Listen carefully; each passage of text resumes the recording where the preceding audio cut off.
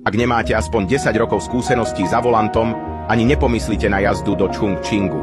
Inak sa úplne stratíte pri snahe pochopiť fungovanie semafórov.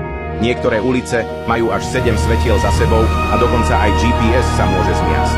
Keď sa zázrakom dostanete cez svetlá, zistíte, že najnebezpečnejšie je otočiť sa. A to nie je všetko. V Chongqingu môžu autá dokonca používať výťahy. Je to preto, že Chongqing je postavený na hore. Mesto je plné útesov a schodísk. Ak si nedáte pozor, môžete skončiť jazdou po schodoch. Niektoré vyvýšené mosty v Chongqingu sa týčia do výšky viac ako 1000 metrov.